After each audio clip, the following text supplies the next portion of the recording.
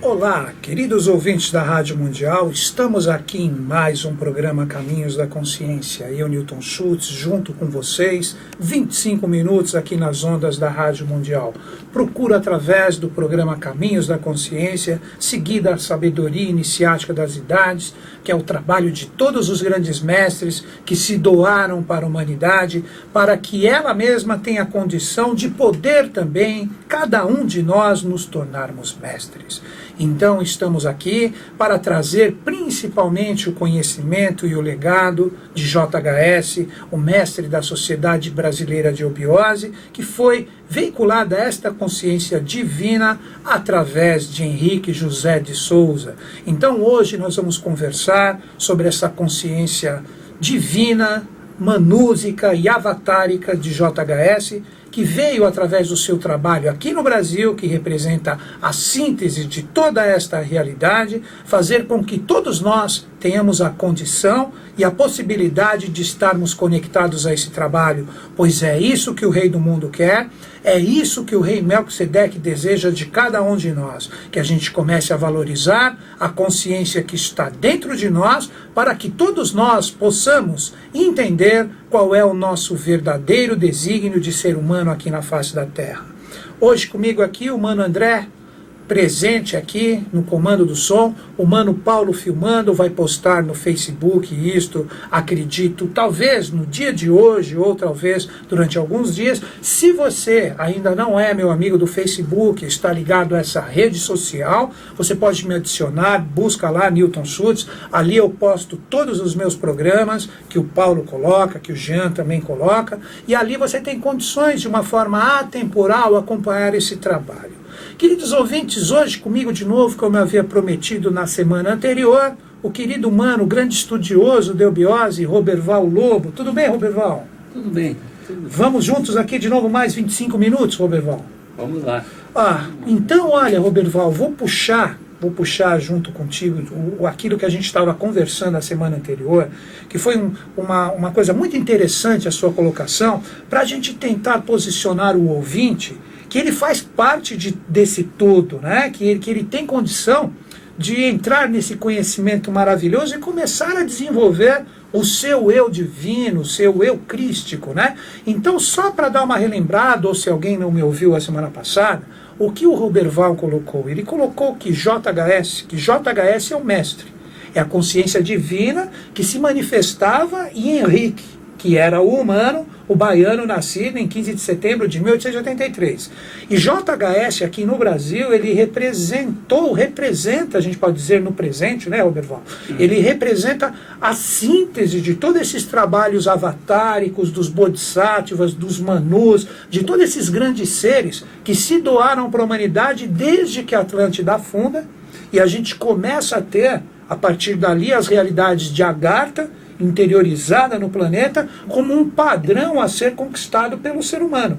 Então JHS ele vem como o grande redentor. Como eu havia falado para você, a gente pode chamá-lo de uma alma universal, cósmica, ligada a todo esse trabalho desses grandes seres, que ele traz parcelas dentro dele, que seria a junção de tudo isso. Tipo assim, como você mesmo citou, aquele ser especial que se manifestou com os maias, que é o Quetzalcoatl, que também era chamado em algumas vertentes maias, Roberval, de Viracocha também.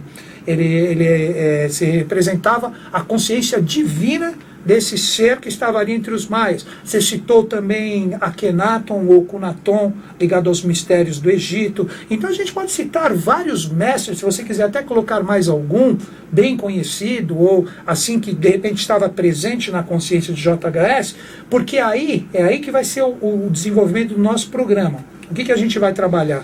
Todos nós temos as nossas reencarnações. Então a gente tem as nossas reencarnações nessas civilizações, onde a gente pode, por que não? É difícil a gente mensurar se sim ou não, né? Mas a gente pode ter passado por experiências junto desses grandes seres, né? Ao longo da história, e quando vem o eco de um trabalho gigante de JHS, como síntese de tudo isso, então seria vários rios que vão chegar nesse grande mar que é JHS, né? Então, o que você pode falar um pouco mais sobre isso, Roberval, para a gente desenvolver esse processo evolutivo desses grandes seres, para que o ouvinte entenda, e JHS como síntese, e nós brasileiros ligados a isso? Exato. O processo, ele é o mesmo para todos. É por isso que significa a lei. A lei é uma só para todos, ela abrange a todos. Ela não faz distinção, né? Então a lei que a tudo e a todos rege, como o nome dela mesmo, como a própria colocação já está dizendo, ela serve tanto para os avataras como para o mais simples ser humano, que está começando as suas reencarnações agora, né? Então o que a gente vai colocar aqui, tanto serve para o avatar e, lógico, dentro da sua escala gradativa, serve para o ser humano também. Porque o processo é o mesmo, mas cada um dentro da sua linha. Que é também o seu estado de consciência também, né? Que a gente, essa linha que você falou, Roberval, ela é uma extensão muito grande, que ela passa daquele... O mais comum que está iniciando as suas experiências, até o expoente dela, que seria o encontro com o mestre, que o mestre seria, na verdade, a junção de todas essas experiências, desde o mais simples, não é verdade? Desde o mais simples. Então o mestre, quando a gente fala mestre hoje, segundo sua colocação, é uma coisa muito mais abrangente do que aquela coisa egóica de um ser que a gente tem que seguir. Assim como você colocou JHS como um manancial que aglutinou todas essas experiências aqui no Ocidente, né? Exatamente.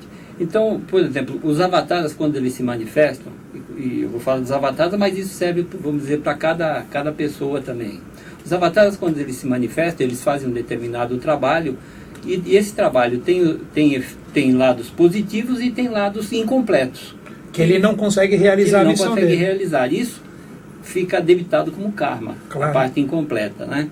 Aquilo que está completo, que está realizado, ele é depositado naquilo que se chama, que a Igreja Católica chama de vaso de insignes devoções, ou os vasos honoráveis. Perfeito. É um lugar onde as experiências válidas e já realizadas são depositadas.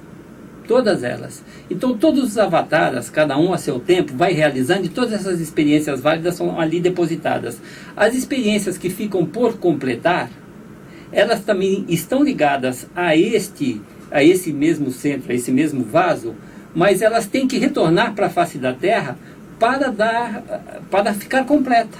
É aí que surge a missão dos avatares, que é o ser especial que vem trazendo essa experiência que ficou incompleta. Então ele traz isso como um valor de alma cósmica, alma celeste, para realizar aqui no mundo terreno isto. Exatamente. É aí que o avatar a gente pode dizer que o avatar ele é a ligação entre esse processo divino maior e o trabalho terreno humano realizador. Legal isso. JHS ele é, colocando no presente, e acredito que por um bom tempo ainda será, o aglutinador de toda essa realidade, né? Interessante isso. Agora, Roberval, me diz uma coisa, vamos atualizar mais ainda esse conhecimento. Como a gente bem sabe, o JHS nos deixou revelado o nascimento dos avatares da Era de Aquário em 24 de fevereiro de 49.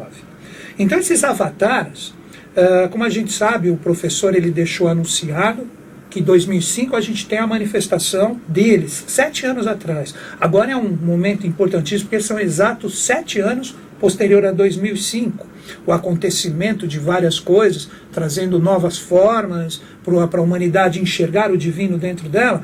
Então, como que a gente veria hoje, Roberval, como que é a sua visão particular sujeita a erros? Porque a gente está aqui, a gente pode errar na forma como a gente pensa, e a gente tendo essa simplicidade desse reconhecimento, eu acho que tudo são coisas que a gente dialoga para tentar chegar num senso comum, né? Os avatares da Era de Aquário, que a gente chama de Apavana Devi, Mitradeva, que é uma realidade celeste e uma realidade terrena, na verdade são dois, isso revelado por JHS para nós desde 49. Óbvio que esses seres eles entraram em sono paranishpânico uma boa parte dessa extensão de anos, desde 49 até agora, mas eles também representam uma realidade ainda com alguns resgates, Roberval. Como que é a sua visão? Ou você vê eles como dois vasos novos, avatáricos e divinos, que vêm para trabalhar junto com a humanidade e não tem karma pendente? JHS liquidou isso? Ou você vê de 49 para cá, desde o nascimento deles, que com a manifestação deles, mesmo só como consciência no planeta Terra, o ser humano ligado a isso, ou se vê alguma coisa ainda a resolver? Como é que você vê isso, Roberval? Como você bem falou, são dois os avataras. Um é o avatar celeste, que é o Apavanadeva, que é a parte espiritual, e o outro é Mitradeva, que é a parte terrena, que é a parte Buda terrena. Perfeito. Um traz a essência vinda de cima, vinda dos céus, para ser idealizado. Ele traz a idealização para ser realizada na face da Terra. Perfeito. Né? Ele traz a ideia para ser realizada. Na verdade, ele é o verdadeiro avatar. Porque ele é o instrutor do mundo. Porque Perfeito. ele traz todos os parâmetros daquilo que já aconteceu, ele tem em si aquilo que já foi, acoplado com aquilo que há de ser. Entendi. O terreno, o avatar terreno, por sua vez, ele representa o somatório de todas as experiências válidas do nosso planeta até o momento atual. Perfeito, já seria a realidade humana. A realidade humana. O quanto que o humano se desenvolveu. Então, para posicionar o ouvinte, planeta, não perde seu foco, só posicionar o ouvinte. Como a gente falou, JHS nos ensina dois avataras, vamos chamá-los assim, dois Budas, que é a forma mais correta, nasceram em 24 de fevereiro de 49. Um é a realidade celeste, que traz o plano arquetipal de cima para ser colocado em prática aqui na face da Terra. Por isso o Supremo Instrutor. E o Buda terreno, que é o irmão gêmeo dele, podemos dizer assim, né? Ele vem o quê? Ele é a somatória das experiências na face da Terra, que seria as boas experiências, a gente pode dizer assim, ou o todo como experiência também, Roberval, o lado, diríamos assim, né, desafiador do karma. São todas as experiências. É a síntese geral. É a síntese geral, porque as experiências boas nada mais são do que o ganho de consciência. O ganho de consciência. E esse ganho de consciência se faz também pela aquela parte, vamos dizer assim, negativa, que se torna positiva. Ah, entendi. Um polo transformador terreno, então.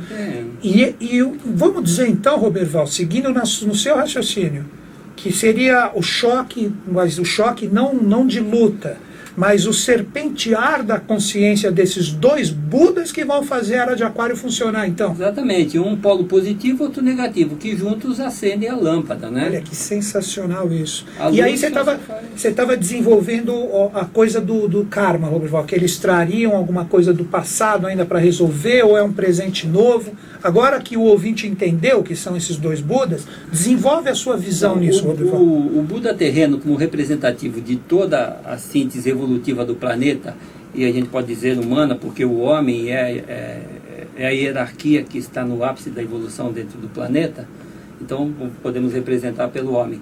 Ele já traz dentro de si todas aquelas experiências positivas e negativas, e traz em si todos aqueles atavismos ainda a serem purificados para colocar em prática aquele ensinamento. As nossas imperfeições. As nossas imperfeições. Como seres humanos. A gente tem que purificar isso através da nossa vontade, através do nosso livre-arbítrio, que isso aí é essencial para a evolução e para o seu andamento dentro do processo.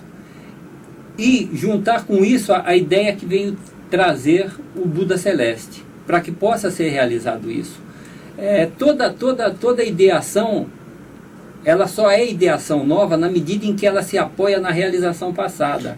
Onde presente, passado e futuro são três maias, ou três ilusões. São três ilusões. Que esses Budas vêm aglutinar isso aí e fazer a nossa consciência funcionar, né? Isso em todo e qualquer trabalho. Uma vez que você realizou e tem experiência daquilo que passou, que você pode planejar daquilo que vem na frente.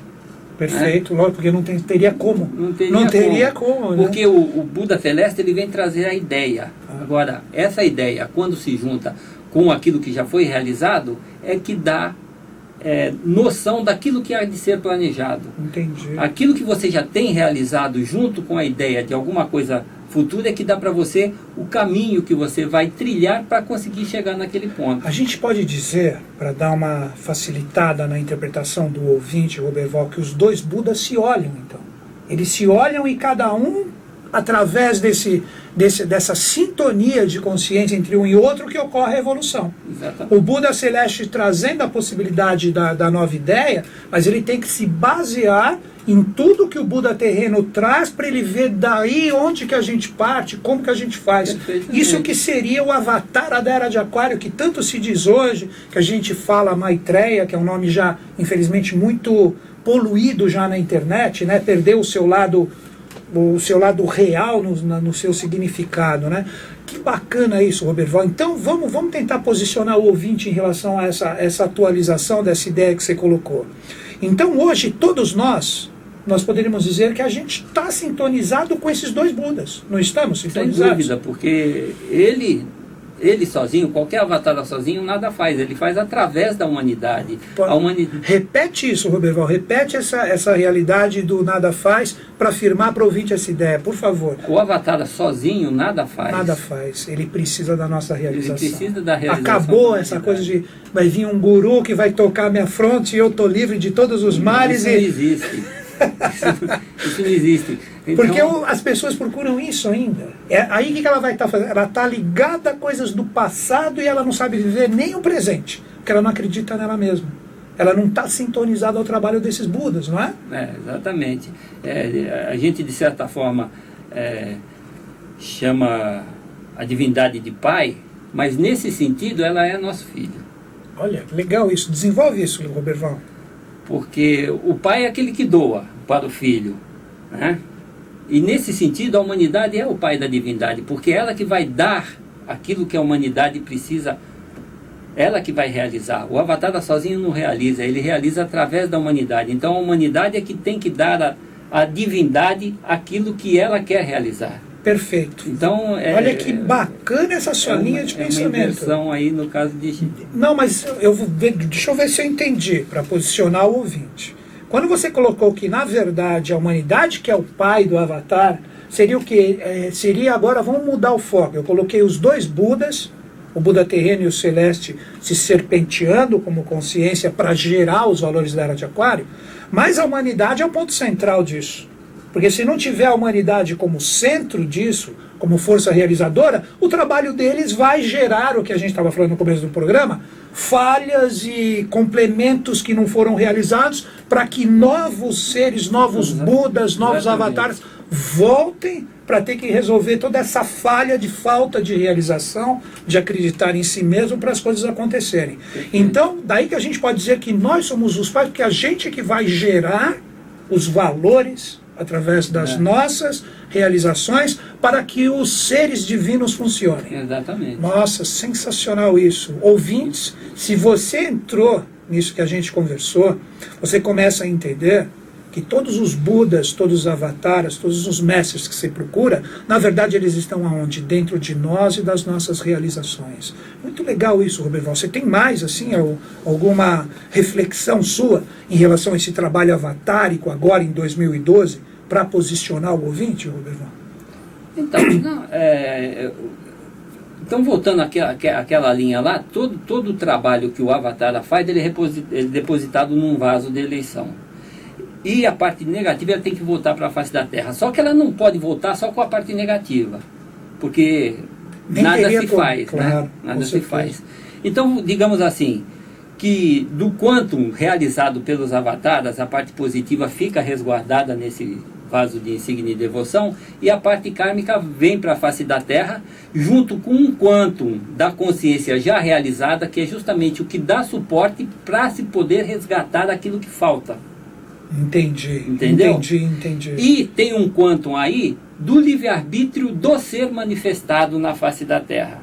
Então o JHS, ele pega toda essa parte kármica por realizar dos avatares, tem um quantum já realizado que ele traz como consciência dele para dar embasamento à realização dessa parte incompleta. Entendi. E junto com isso, há que ser considerado em termos de lei o livre-arbítrio da alma que está em evolução naquele ser. No caso do professor, então, JHS é essa alma que traz esse karma incompleto dos outros avatares junto com um quanto positivo, e tem o livre-arbítrio daquele que chama Henrique. Olha que interessante. Por isso que o professor tinha vezes que ele falava, né, não desperte Henrique no meu peito, que seria exatamente a síntese disso que você falou, Isso. porque ele tinha o lado humano dele. A gente pode dizer que o Avatar, Roberval, quando ele se manifesta na face da Terra, Deixa eu só fazer um fechamento aí. Deixa eu só fechar. Esse processo, por ser um processo de lei, é o mesmo processo que acontece com a gente. Então, nas nossas vidas, nas nossas encarnações, as partes positivas elas vão sendo agregadas e juntadas também num vaso menor do que aquele do Avatar, mas não deixa de ser num vaso de insígnia de devoção, que tem a parte positiva. E a parte negativa ela é lançada para a face da Terra também. Então, vamos dizer, você, Newton Schultz, eu, Roberval, representamos uma grande parte do aspecto incompleto, kármico, da nossa mônada. Está ligado a nós mesmos. Está ligado a nós mesmos. Uma parte positiva das realizações que essa mesma mônada já fez. Que ninguém reencarna só como bem ou só como mal. Exatamente. Né? E temos também o nosso livre-arbítrio. Que é a gente lidando com esses dois aspectos. Esses dois aspectos, tomando consciência racional, mental e emocional disso para a realização. Então, a mesma coisa que acontece com o Avatar, acontece com a gente. Nessa mesma medida, tudo aquilo que diz respeito a um Avatar, diz respeito a todos aqueles seres que o acompanham e se torna o seu séquito, a sua corte, aqueles que trabalham junto com ele. Que a gente poderia dizer, que essa corte hoje é o povo brasileiro. Que é o povo brasileiro. É o povo brasileiro, não é o povo brasileiro de uma forma geral? Agora, a grosso modo, né? É o povo brasileiro. Porque, claro, agora vamos esticar essa linha, a partir desse seu pensamento, ligado à própria manifestação do Avatar, agora depois de 7 anos. Você me permite só Vai, dar por favor, o programa é nosso. Então, só para posicionar, diria-se assim, Henrique José de Souza, ou JHS, que é manifestado Henrique José de Souza, é o Cristo? É e não é, porque ele tem a parte pendente daquelas realizações que aquele Avatar a Cristo fez para completar, como tem de Quetzalcoatl, ou como tem de todos os seres que se manifestaram, de Krishna, e de todos aqueles seres avatáricos que se manifestaram. Seriam as reencarnações avatáricas. Exatamente. Nós também trazemos as nossas reencarnações no seu aspecto incompleto para realizar. Então, vamos dizer, que no tempo do Império apareceu um ser, aqui eu estou ligado e trago essas coisas. Sim. Eu sou uma encarnação dele? Sou e não sou, porque eu como pessoa sou único. O meu livre-arbítrio é meu. Agora, eu estou ligado a ele na medida em que as realizações que ele não completou, eu tenho que completar, porque nós estamos na mesma linha tubuística. É o mistério das reencarnações. Exatamente. Você está dando uma desvendada nisso. Então, né? Não é assim, eu reencarnei, eu vou morrer e eu vou reencarnar. Não é bem eu que reencarno, porque eu estou aqui como aquele que estou processando, metabolizando esses dois polos. Você está aqui então ligado a várias outras consciências que estão ligadas a você numa mesma linha, que de repente se você falhar, pode-se dizer que todo mundo falhou nessa realidade passada. Exatamente. E se você for vitorioso, você resgata também tudo ligado à sua linha. Muito legal isso. E quando eu, digamos, falecer, e aquele que está nesta linha reencarnar com esta linha, pode dizer, essa é uma reencarnação do Roberval. Não, absolutamente, porque antes de ser do Roberval, foi daquele cara do Império, foi do outro, do outro, do outro. Seguindo, então, de certa forma, esse processo reencarnacionista, simplista, de achar que a gente morreu e que a gente vai voltar, não é bem assim. A individualidade é uma coisa muito mais ampla do que aquela coisa do ego só como personalidade. Por isso que se fala que o que reencarna é a mônada, reencarna como valores. Ligado a uma linha e todos os valores, todas as experiências que tiveram ali. Muito legal isso. Ou seja, o Roberval, ele não vai existir mais. Não vai existir mais nesse processo, a não ser que... As experiências dele aqui, ligadas a outros nomes, outras, entre aspas, personalidades que estavam reencarnadas, perfeito. Mas depois que você saiu do contexto, a experiência do Roberval fica. Mas não que é o Roberval que vai reencarnar, é a experiência dele ligada a todos os seres. É isso que a gente chama, que foi um termo que a gente até lançou, o tucuísmo, né? Que é aquela coisa da evolução certo para se ligando a uma mônada, e depois e aí vai, até que você chega àquele esplendor. Isso. Agora, muito bacana isso. Essa alma, vamos dizer assim, a alma que está em mim, que está em cada um, ela pode ser imortalizada. E aí ela continua a sua evolução enquanto alma. Entendi. Tá? Muito legal E esse isso. processo é o que se chama de corpo eucarístico, eucaristificação do corpo, para isso existe o processo de iniciação. E tudo é consciência. E na iniciação, fechando, André, 15 segundos. Quem quiser fazer a iniciação da eubiose para se aprofundar nesse conhecimento aqui que eu e o Roberval trocamos uma ideia super legal, você pode mandar um e-mail para mim que eu te respondo, caminhos2005@terra.com.br. Mano André, obrigado. Roberval, obrigado pela presença. Paulão, obrigado por tudo. Até o próximo sábado.